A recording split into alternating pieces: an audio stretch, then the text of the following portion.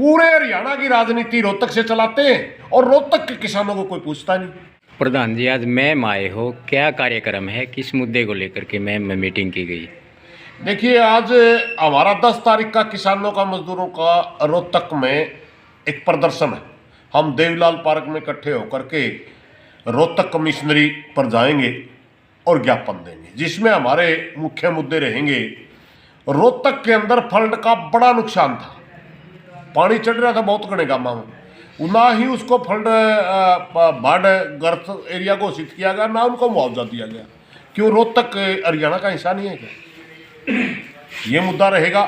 एक पूरे प्रदेश का किसान 80,000 करोड़ का कर्जदार बन के है आज के दिन। जब किसान और मजदूर के कर्जे की मुक्ति की बात करते हैं तो बीजेपी का सरकार का बड़ा चिढ़ लग है, और बड़े बड़े उद्योगपतियों को 15 लाख करोड़ से भी ज़्यादा का इन्होंने कर्जा राइट ऑफ कर दिया। एक हमारी मांग है कि किसान और मजदूर को कर्जे से मुक्ति दिलाई जाए। एक हमारी मांग है कि मनरेगा मजदूर जो भाईचारा में आपस में मजदूर करता 600 रुपये लेता है, भाईचारा में 600 रुपये, सरकार दे 350 रुपये, कौन सा इंसाफ है? हमारी मांग है कि इन मजदूरों को लगातार मजदूरी दी जाए और इनकी मजदूरी एक दिन की 600 रुपये की जाए सरकार की तरफ से। इस तरह की बहुत सी मांगे हैं, उनको लेकर के आज हम मैंग में मीटिंग करिए। और मुख्य हमारे अभी रोहतक जिला के प्रधान हैं उमेद सिंह जी सरपंच साहब, मोनिका जी महिलाओं के हमारी रोहतक की प्रधान हैं, ये हमारे राजकुमार अड़ोदी जी हमारे दादरी के प्रधान हैं, होशियार सिंह जी भिवानी के प्रधान हैं। ये पूरे इस हमारी जो रोहतक की कमिश्नरी है उसके मुख्य जो किसान नेता हैं उनकी मीटिंग है। और ये हमारे राजवीर शास्त्री जी हैं, चिड़िया खाप के प्रधान हैं। तो ये सारे के सारे लोगों ने मिलकर के तय किया कि 10 तारीख को हम किसानों के मजदूरों के मुद्दों को लेकर के रोहतक में प्रदर्शन कर रहे हैं और अपने मुद्दों को उबारने के लिए ये प्रदर्शन कर रहे हैं। और सरकार से मांग करते हैं कि किसानों की बात सुनी जाए, वरना आने वाले टाइम में अब बड़े आंदोलन का आगाज यहाँ से हो सकता है। अभी आपने बात की है रोहतक की, तमाम राजनीतिक पार्टियों के राज्य स्तर के जो कार्यालय रोहतक में हैं और यहाँ बड़े बड़े राजनेता रोहतक में बैठते हैं, लेकिन रोहतक का ही मुख्यमंत्री होते हुए भी रोहतक को बाढ़ग्रस्त घोषित नहीं किया गया। यहाँ गांव में पानी आज तक भी खड़ा है और 3 साल से लगभग किसान परेशान है, लेकिन रोहतक की तरफ ध्यान नहीं दिया जा रहा है। बड़ा दुर्भाग्य है ये रोहतक का। आज पक्ष और विपक्ष के दोनों बड़े लीडर रोहतक के हैं। मात्र मुख्यमंत्री बनियानी का है और विपक्ष का जो सबसे ज़्यादा प्रभावशाली नेता है भूपेंद्र सिंह जी हुड्डा सांगी का है। सांगी गांव में लगभग 300-400 किले बिजाई नहीं हुई, बाढ़ में मर गई। बिनियानी का भी हालात यही है, कोई अच्छा नहीं है, बहुत अच्छा नहीं है। पूरे हरियाणा की राजनीति रोहतक से चलाते हैं और रोहतक के किसानों को कोई पूछता नहीं।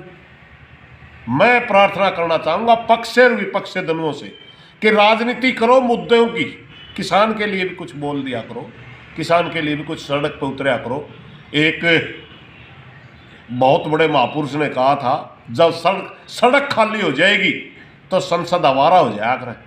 अगर विपक्ष भी सड़क पे नहीं आएगा तो विधानसभा भी आवारा हो जाएगी। अपनी मर्जी से चलाएंगे लोग फिर शासन। मेरी प्रार्थना है पक्ष और विपक्ष थोड़ा सा अपनी जिम्मेवारी को निभाएं और रोहतक के किसानों का भी भला करने की आप कुछ सोच पैदा करें, इनके लिए संघर्ष करें। चौधरी छोटू राम रोहतक से थे, आज तमाम नेता रोहतक से हैं, फिर भी रोहतक की इतनी हालत खराब क्यों है? देखिए, इसके बारे में थोड़ा सा लंबा प्रश्न बढ़ जाएगा जब मैं उस गहराई में जाऊं। चौधरी छोटू राम बेशक रोहतक में पैदा हुए, मगर उनका एक विचार था पूरे किसान वर्ग को लेकर के, और उसने एक बात को आभास भी कराया था। एक जमाना, एक टाइम ऐसा था कि चौधरी छोटू राम को उसका खुद का मतलब अपना भाईचारा है ना, रोहतक का हो गया, जींद निषाद सारा ही भाईचारा छोटू राम से जीता रह गया था। और वो फिर भी उसी काम पर लगा हुआ, फिर भी किसानों के लिए लगा हुआ था।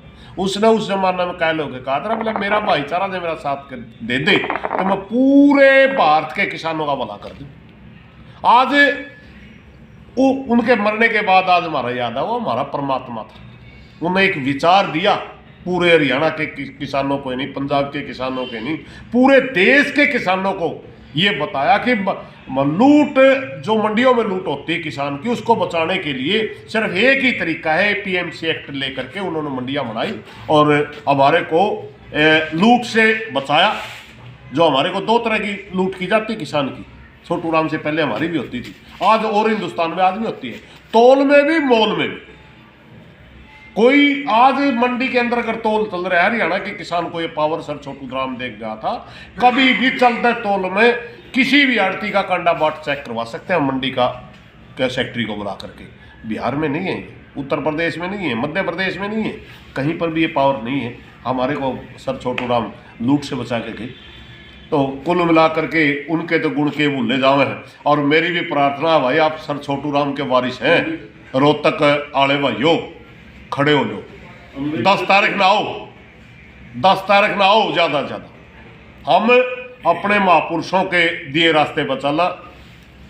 डॉक्टर भीमराव अंबेडकर जी ने संविधान में लिखते हुए आर्टिकल 19 में पूरी तरह हमारे को अधिकार दिया है कि हम आप संगठित हो सकते हैं, अपनी आवाज़ उठा सकते हैं। इसलिए मेरी प्रार्थना है किसान और मजदूर सारे भाई 10 तारीख में ज़्यादा से ज़्यादा देवलाल पार्क में पहुंचो, ताकि हम किसान और मजदूर की आवाज़ उठा सकें। हमारे प्रदेश अध्यक्ष है, हमारे 2-3 जिलों के और अध्यक्ष है भारतीय किसान मजदूर यूनियन के।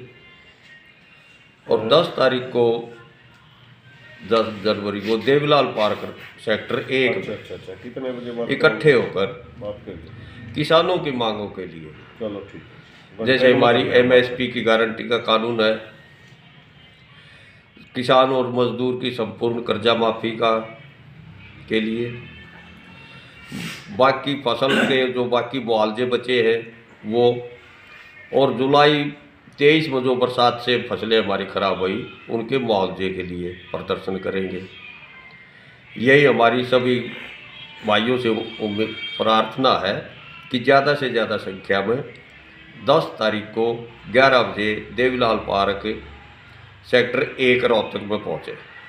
सरपंच साहब, आप रोहतक से हैं। रोहतक में लगभग हम ये मान के चलें तो 3 साल से 50% गाँव बाढ़ग्रस्त होते हैं, लेकिन 3 साल में एक बार भी पक्ष से विपक्ष से सब रोहतक से होते हुए भी बाढ़ग्रस्त नहीं हुआ और ना ही मुआवजा दिया गया। ये सरकार की सोच गलत है रोहतक के प्रति। ये रोहतक को मानती है कि भाई ये तो भूपेंद्र हुड्डा का एरिया है, इसमें हमने नहीं करना है। हमारी तो ये सोच है कि भी सरकार भेदभाव बरत रही रोहतक के साथ। नहीं, भूपेंद्र हुड्डा तो विपक्ष में हैं, लेकिन सत्ता पक्ष भी रोहतक से है, मुख्यमंत्री रोहतक से है, फिर भी कुछ क्यों नहीं है? किसान नेताओं में कमी है, किसानों में कमी है, सरकार की नीयत नहीं है। सरकार की नीयत नहीं है, ये तो सरकार ने करना। नेता प्रतिपक्ष आवाज़ उठा देगा, किसान आवाज़ उठा देंगे, किसान तो आवाज़ उठाता रहता है, लेकिन सरकार सुनाई नहीं कर रही किसान की। अब जैसे मैम में बैठे हैं, मैम के लगभग 15 गाँव ऐसे हैं जो 3 साल से फसल बहुत कम बोई जाती है। हाँ। लेकिन सरकार कहती है कि हमने पानी उतार दिया और अब किसान फसल बोलेंगे, पानी उतार के और अपना पल्ला झाड़ लेते हैं, लेकिन फिर भी कोई कार्रवाई नहीं। कार्रवाई तो नीयत की बात है भाई साहब, नीयत तो है नहीं सरकार की वह किसान को कोई फ़ायदा हो। पानी निकाल दिया, ज़मीन में सेम है, बिजाई तो तब होगी ना जब ज़मीन बाई आवेगी। पानी सूख कर ज़मीन सब दौड़ी हो जाएगी, सफ़ेद सफ़ेद हो जाएगी, जब बदा होगा करगी होने के बाद बिजाई किसान कैसे करेगा? उसमें नीचे सवा पड़ा है, सवा तोड़ने की स्कीम ये ला नहीं रहे। उन ज़मीनों का सवा टूट जाए तो वो ज़मीन बिजाई हो सकती है।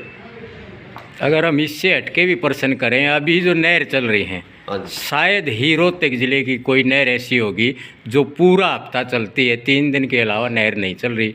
शाम को आएगी, सुबह रुकगी, सुबह आएगी, शाम को रुकगी। रोहतक ज़िले में इतनी बुरी स्थिति क्यों है? भेदभाव करती है सरकार हमारे साथ। सरकार की नीयत खराब है, वह रोहतक को तो जान से मारने की सोच रही है। ये किसानों के मुआवजे के बारे में और जो किसानों के कर्ज माफ़ी के बारे में कोच साहब ने आप तो बताया है, उसी के बारे में आज ये मीटिंग करी गई है।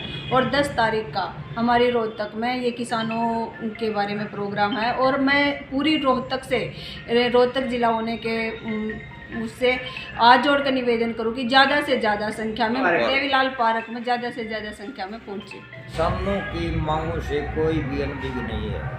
सरकार को ही पता है, विपक्ष को ही पता है, जो किसानों की समस्याएं हैं उनकी मांग उनके बारे में सबको पता है। लेकिन बात है समस्या का हल करने की।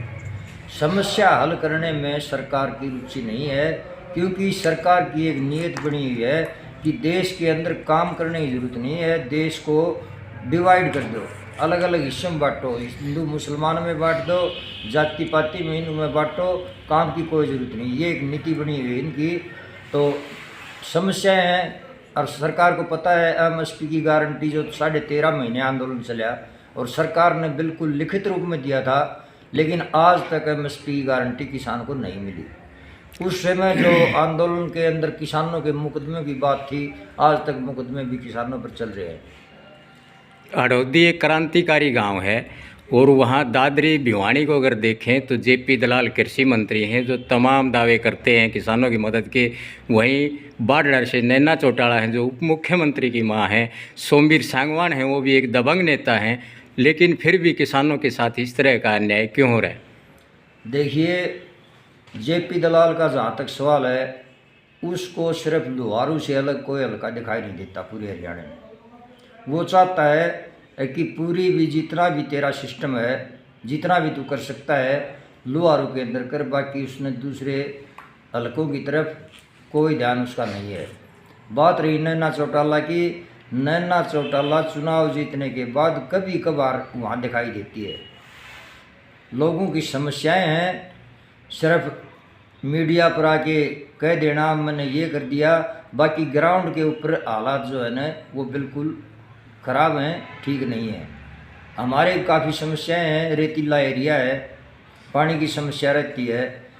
कपास का मुआवजा 2022 तक का मुआवजा, 2021 तक का ओलावृष्टि का मुआवजा आज तक भी नहीं बांटा गया है।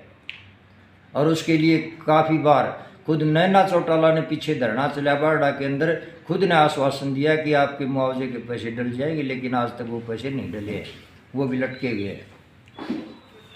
सोमवीर सांगवान भी हैं आपके जो दादरी में, हाँ, वो भी सांगवान काफ़ी दावे करते हैं। देखो, दावे करना राजनेताओं का काम होता है, हमने इतना काम कर दिया, हमने इतना कर दिया, लेकिन ग्राउंड के ऊपर जो बात है ना, जाकर लोगों से आप पूछोगे, दादरी के अंदर भी काफ़ी गांव ऐसे हैं जहां पानी भरा हुआ है और वहां फसलें जो है बर्बाद हुई हैं, लेकिन उनको भी कोई मुआवजा नहीं दिया गया है। वो एक खाप के प्रधान भी हैं, खाप प्रधान और एक विधायक सरकार के साथ होते हुए फिर भी इस तरह से एक सामाजिक ताना बाना भी नहीं बना पा रहे और विकास भी नहीं करवा पा रहे, क्या कहना चाहेंगे? देखिए, मैंने पहले बताया था राजनीतिक लोगों की मंशा दूसरे किस्म की होती है। सोमवीर सांगवान खाप के प्रधान हैं, वो उनकी खाप का मैटर है, उसके बारे में हम कुछ कहना नहीं चाहते। लेकिन एक राजनेता, एक खाप का प्रधान, ये अलग अलग मुद्दे होते हैं। नैतिकता ये होती है, अगर राजनेता वो है, एमएलए है, एमपी है, तो उसका फर्ज ये बनता है कि खाप की अध्यक्षता वो दूसरे को दे दे। लेकिन वो उनकी सोच है, उनकी खाप की सोच है, उसके बारे में हम ज़्यादा चर्चा नहीं करना चाहते। लेकिन जहाँ तक कामों की बात है, वो हालत किसान की बहुत ही नाजुक है, उसके बारे में कोई विशेष ध्यान नहीं दिया जा रहा है। और शासन जताई किसान मजदूर एकता प्रधान जिला भिवानी। तो आज क्या कार्यक्रम था? आप में आए हो, किस तरह कार्यक्रम रहेगा आपका? हमारा कार्यक्रम ये था जी, बड़े दुर्भाग्य की बात है कि आज़ादी के बाद हमें हमारे नेताओं ने भूल गए और हमारी जितनी भी सरकारें आई, किसी भी सरकार ने किसान मजदूर की नहीं सुनी। उससे बेबस होकर हमने आज में मारना पड़ा। जो हमारे कोच साहब नमाएंगे बताई, उनके लिए हम यहाँ इकट्ठे हुए हैं और प्रदर्शन करेंगे। इस सरकार ने आर्थिक सामाजिक अन्याय, आर्थिक राजनीतिक आक्रोश की बढ़ोतरी नियंत्रण हो रही है और आज देश बारूद के ढेर पर बैठा ऊँग रहा है या ऊँगने का बहाना कर रहा है। कबूतर की आंखें बंद कर लेने से बिल्ली अंधी नहीं होती। विस्फोट होगा, ज़रूर होगा, निश्चित होगा। परिणाम जो कुछ भी निकला है अच्छा तो निकल से रहा है, इसलिए ग्रामीण युवाओं से, मजदूर किसानों से, संबंधित शिक्षित लोगों से अनुरोध करता हूँ कि वे समय की नज़ाकत को समझें और देश को बर्बाद होने से बचाएं। भिवानी जिला इसमें कितना महत्वपूर्ण अपनी भूमिका निभाएगा? भिवानी ने तो जी हमेशा ही निभाया है। लोहारों का नवाब था, उसके साथ भी लड़ाई लड़ी। बंसीलाल ने जब एक बार कहा था अगर उसकी भी लड़ाई लड़ी, जिसमें दादरी के भाई साहब राजकुमार ने जो बातें बताई वो भिवानी का ही तो अंश है। जो 10 को रोहतक में कार्यक्रम है उसको लेकर के भिवानी का क्या रुझान है? भाइयों का पूरा रुझान है। तन मन धन आवाएंगे और सरकार के सामने अपनी मांग रखेंगे। जब तक किसान मजदूर का शोषण होना रहेगा हम पीछे नहीं थे। है जी धर्मपाल, गांव है बडाड़ा और किसान मजदूर यूनियन का जिला अध्यक्ष हिसार का हूँ। प्रधान जी, 10 तारीख को जो रोहतक में कार्यक्रम रखा गया है इसमें क्या मुद्दे रहेंगे और किस तरह का ये आंदोलन रहेगा? ये जो आंदोलन है, हमारे 5 किसान संगठन हैं, उनकी तरफ से एक आंदोलन चलाया जा रहा है। करनाल में हमारी मीटिंग थी अभी पिछली 26 तारीख को, और उसमें ये फैसला लिया कि हरियाणा की जो 4 कमिश्नरी हैं, पहले अम्बाला कमिश्नरी पर हम प्रदर्शन कर चुके हैं अपनी मांगों को लेके। 4 तारीख ने हमने हिसार में प्रदर्शन किया है और 10 तारीख को हम रोहतक कमिश्नरी पर प्रदर्शन करने जा रहे हैं।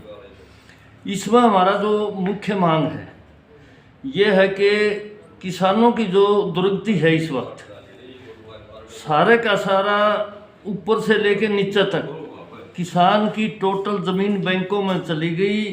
पूरा किसान वर्ग कर्जा के नीचे दबा हुआ है। इसके साथ ही यही पोजीशन है जो किसान के साथ मजदूरी करता है, खेत मजदूर के रूप में, या देहात में जो गरीब तबके के लोग हैं उनकी सबकी कर्जा मुक्ति हो, जैसे देश के बड़े औद्योगिक घरानों के लोगों की गई। ये बड़ी मांग है हमारी, सबसे बड़ी मांग। इसके साथ ही फसल, प्राकृतिक आपदा आती हैं, फसल मर जावा है। 22-23 से लेके अब तक का 21 का भी इस इलाके का गेहूं का मुआवजा ओलावृष्टि का बाकी पड़ा है, दादरी भिवानी का भी बाकी पड़ा है। पूरे हरियाणा में 22 में कपास की फसल खत्म होगी। हिसार में हमने लड़के झगड़ के ने लगभग 15-16 करोड़ रुपए तो ले लिए खेड़ी चौपटे में, और इतनी ही रकम आदमपुर और अग्रहो के किसानों ने ले ली मुआवजे के रूप में। शिवानी के किसानों ने ले ली, परंतु रोहतक का किसान अभी इन मुद्दों पर आंदोलन में नहीं आया। हम ये समझते हैं कि हमारे संगठन की ये बड़ी जिम्मेवारी है कि जहाँ जहाँ किसान के साथ अन्याय हो रहा है, जहाँ जहाँ उसकी मांगों की अनदेखी की जा रही है, उस जगह पर जाके किसानों को संगठित करके अपनी उनकी जो दुर्दशा है उनको ये बताएं, तो छोटू राम की तरह कि भाई तुम लूट लिया इन लुटेरों ने और इकट्ठे होके लड़ांगे, और इकट्ठ के साथ अपनी आंदोलन के बल पर मांगे बनवाएंगे। हम नहीं जानते, इस बात को मैं ठीक नहीं मानता कि मुख्यमंत्री रोहतक का होते हुए बिना मांगे दे देगा, बिना लड़ाई के ये मुआवजा दे देगा। बिल्कुल इस बात से हम सहमत नहीं है। भारतीय जनता पार्टी की जो मौजूदा सरकार है, इसका एक ही लक्ष्य है कि भाई कमेरे लोगों को अलग अलग बांट दो, कहीं धर्म के नाम पर बांट दो, कहीं जात पात के नाम पर बांट दो, और थारी राजनीतिक रोटी आराम से सिकी जाएगी। इसी संदर्भ में हमने पीछे बास में एक मीटिंग करी थी, सामाजिक रूप से सारे भाईचारे को इकट्ठा किया था कि भाई मुस्लिम हमारे भाई हैं, अगर कोई भेदभाव करेगा इनके साथ ये बात हम सहन नहीं करांगे। और डंके की चोट पर ऐलान कराया था, भाई किसी की माँ ने दूध पिया हो तो इन मुसलमान भाइयों का हाथ ला के दिखाओ। इसी तरह किसान के साथ जो मजदूर का भाईचारा है, उस भाईचारे को और ज़्यादा मजबूत करेंगे। और मैं समझता हूँ जी कि हमारी एकता के बल पर ही हम ये मांग मनवा सकते हैं। खैरात में हमें चाहे सरकार में ये लोग बैठे हों या दूसरे हों, कोई खैरात देने वाला नहीं। हमें इस उद्देश्य को लेकर हम 10 तारीख को जो देवलाल पार्क में इकट्ठे होंगे, रोहतक कमिश्नरी के कमिश्नर को मेमोरेंडम देंगे और ये जो मांगों की चर्चा हमने करी है, मेरे से पहले दूसरे साथियों ने करी है, इन मांगों के लिए लगातार हमारा संघर्ष जारी रहेगा जब तक ये सारे की सारी मांगे हम किसानों की लागू नहीं करवा दें। रोहतक कमिश्नरी में कौन से ज़िले हैं, एक बार ये भी बता दो ताकि सबको पता चल जाए कि इन ज़िलों का प्रदर्शन है। ये 4 ज़िले हैं जी रोहतक कमिश्नरी का। भिवानी ज़िला, दादरी ज़िला, क्या नाम झज्जर ज़िला और रोहतक ज़िला।